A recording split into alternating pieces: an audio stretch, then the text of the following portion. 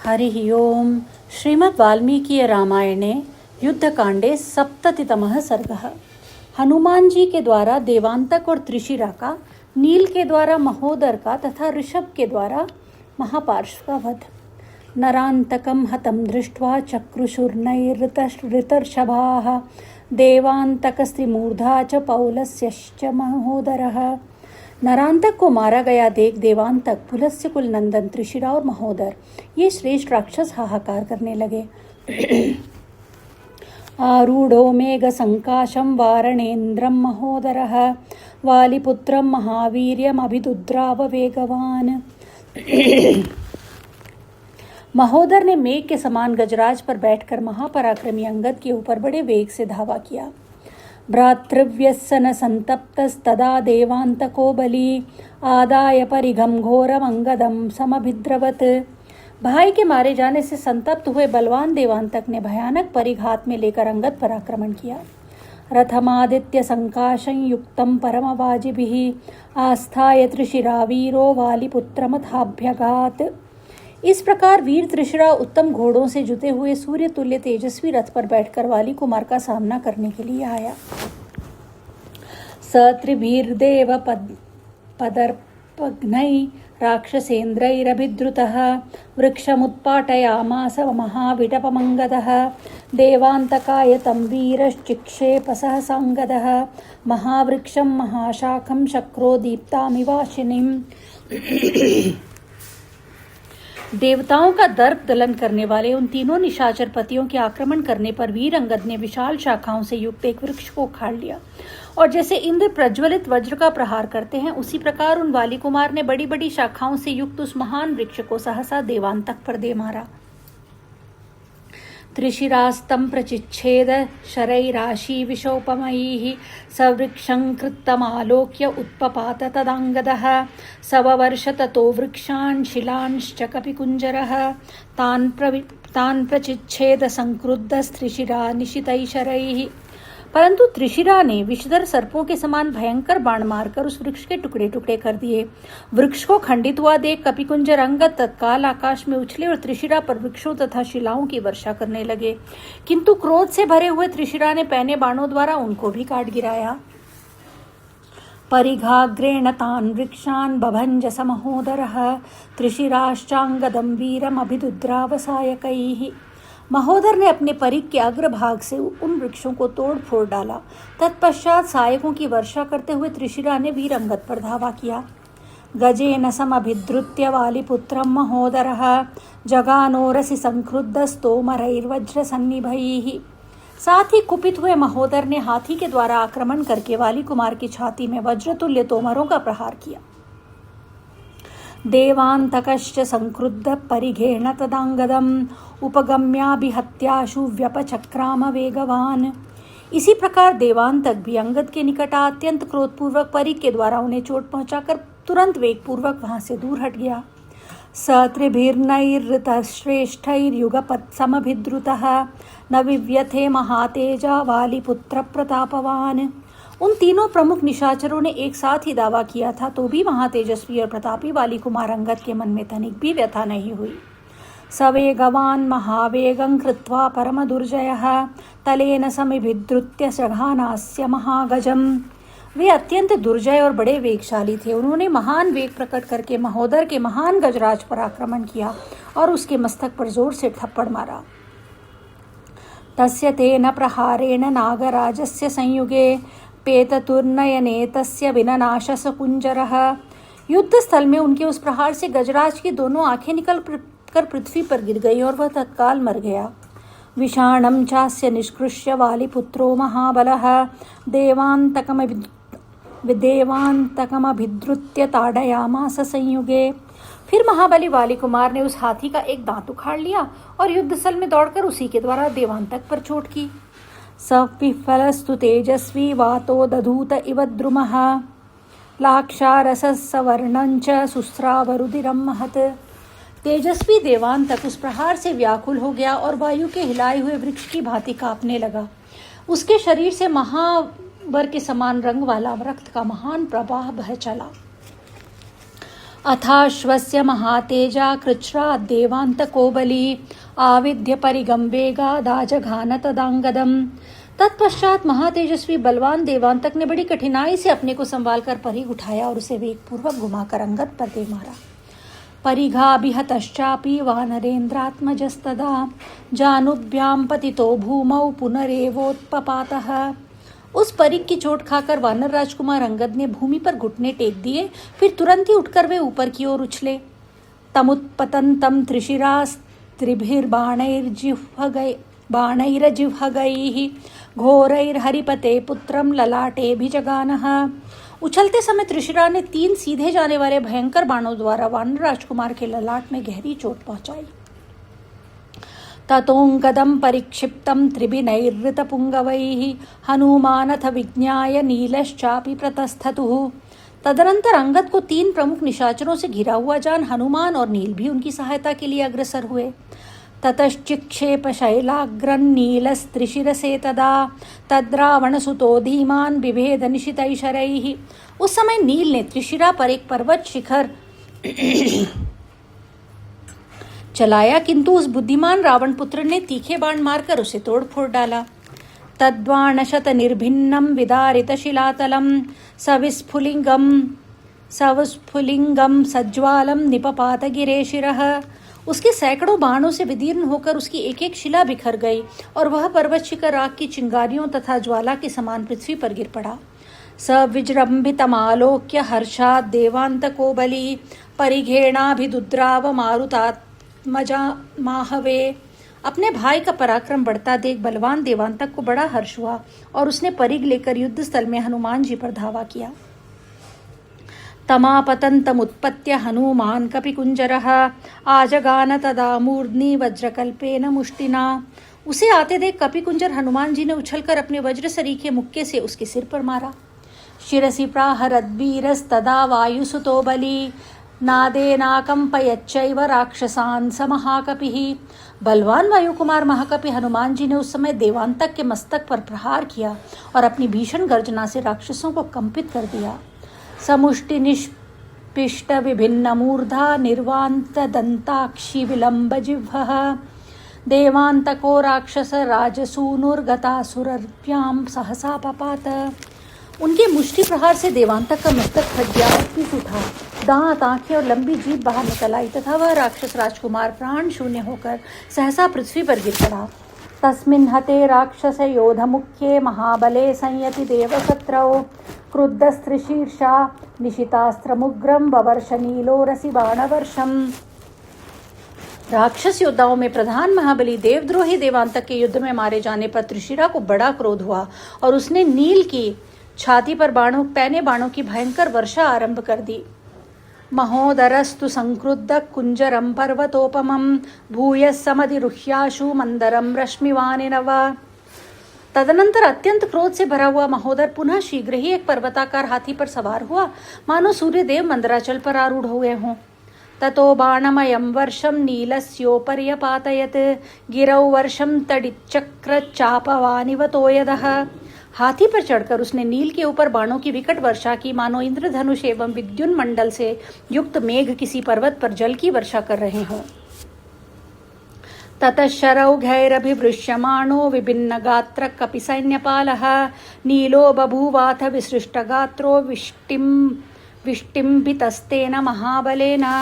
वाण समूहों की निरंतर वर्षा होने से वानर सेनापति नील के सारे अंग क्षत विक्षित हो गए, उनका शरीर शिथिल हो गया। इस प्रकार महाबली महोदर ने उन्हें मूर्छित करके उनके बल विक्रम को कुंठित कर दिया। ततस्तु नील प्रतिलब्ध संज्ञ शैलम समुत्पाट्य सवृक्षखंडम ततः समुत्पत्य महोग्रवेगो महोदरंतेन जघान मूर्ध्नि। तत्पश्चात होश में आने पर नील ने वृक्ष समूहों से युक्त एक शैल शिखर को उखाड़ लिया।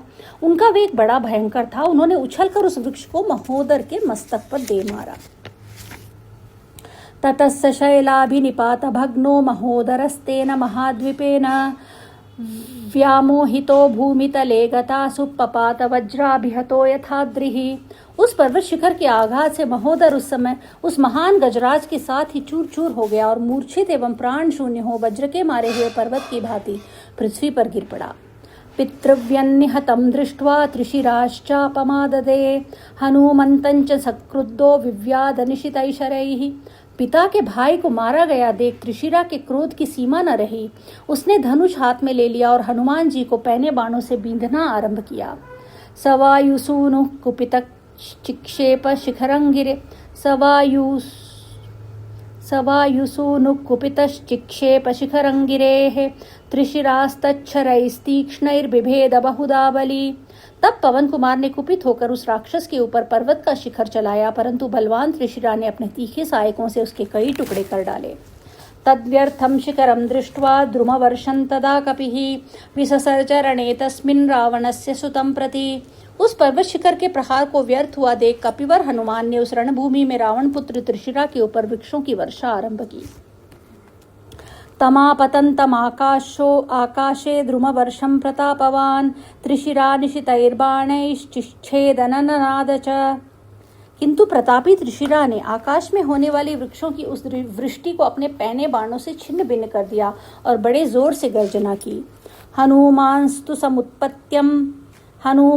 समुत्पत्य हयं त्रिशिरसस्तदा विददार नखैक्रुद्धो नागेन्द्रं मृगराडिव।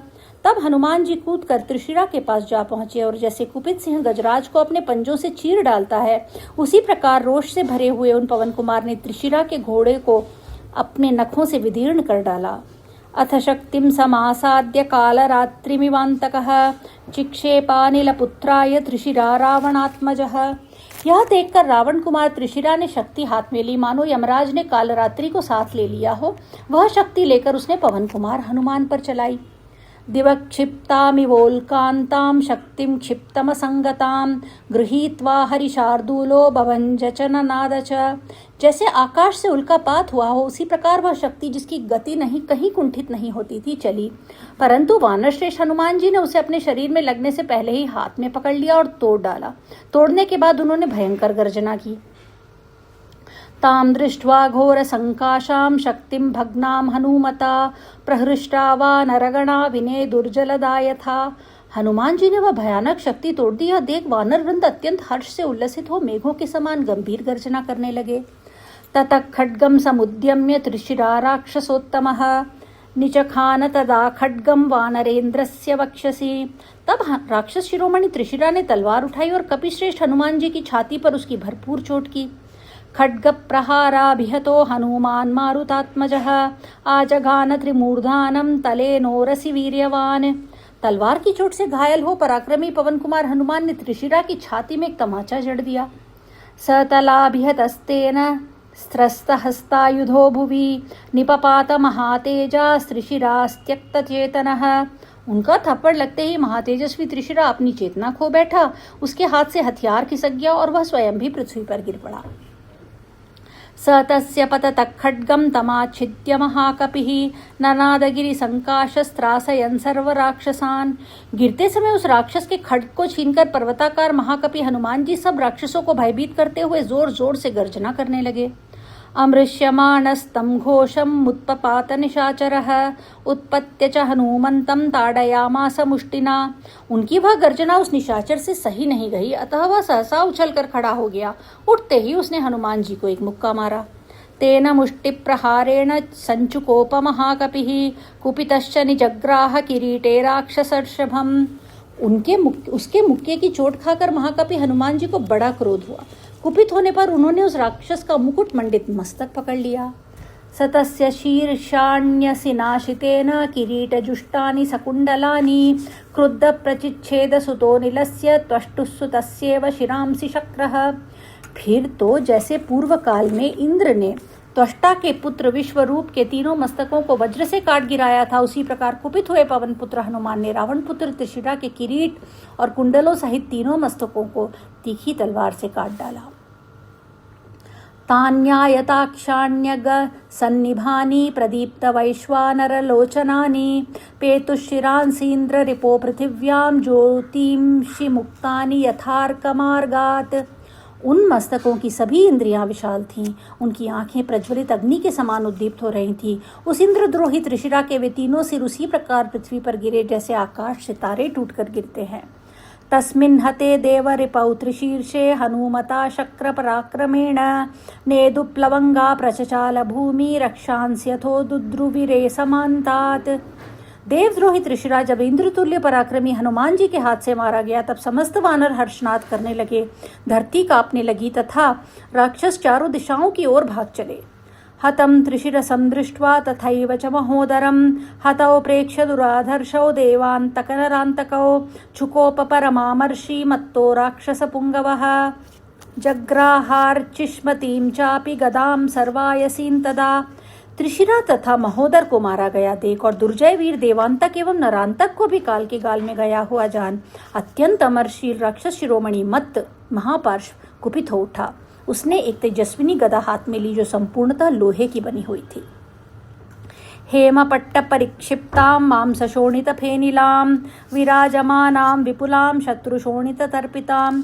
उस पर सोने का पत्र जड़ा हुआ था। युद्ध स्थल में पहुंचने पर वह शत्रुओं के रक्त और मांसों में सन गई थी। उसका आकार, विशालता व सुंदर शोभा से संपन्न तथा शत्रुओं के रक्त से तृप्त होने वाली थी। तेजसा संप्रतीप्ताग्रां रक्तमाल्य विभूषितां ऐरावत महापद्म सार्वभौम भयावहां। उसका अग्रभाग तेज से प्रज्वलित होता था। वह लाल रंग के फूलों से सजाई गई थी तथा ऐरावत, पुंडरीक और सार्वभौम नामक दिग्गजों को भी भयभीत करने वाली थी। गदामादाय संक्रुद्धो मत्तो राक्षसपुङ्गवः हरीन् समभिदुद्राव युगान्ताग्निरिव ज्वलन्। उस गदा को हाथ में लेकर क्रोध से भरा हुआ राक्षस शिरोमणि मत्त प्रलय काल की अग्नि के समान प्रज्वलित हो उठा और वानरों की ओर दौड़ा। अथर्षभ समुत्पत्य वानरो रावणानुजं मत्तानीकमुपागम्य तस्थौ तस्याग्रतो बलि। तब ऋषभ नामक बलवान वानर उछलकर रावण के छोटे भाई मत्तानीक महापार्श्व के पास आ पहुंचे और उसके सामने खड़े हो गए। तं पुरस्तात् स्थितं दृष्ट्वा वानरं पर्वतोपमं आजगानो रसिक्रुद्धो गदया वज्रकल्पया। पर्वताकार वानरवीर ऋषभ को सामने खड़ा देख कुपित हुए महापार्श्व ने अपनी वज्रतुल्य गदा से उनकी छाती पर प्रहार किया। सत्तयाभिहतस्तेन गदया वानरर्षभः भिन्नवक्षा समादूतः सुस्रावरुधिरं बहु। उसकी उस गदा के आघात से वानर शिरोमणि ऋषभ का वक्षस्थल क्षत विक्षत हो गया। वे कांप उठे और अधिक मात्रा में खून की धारा बहाने लगे। ससंप्राप्य चिरात् संज्ञां वृषभो वानरेश्वरः क्रुद्धो विस्फुरमाण उष्ठो महापार्श्वमुदैक्षत।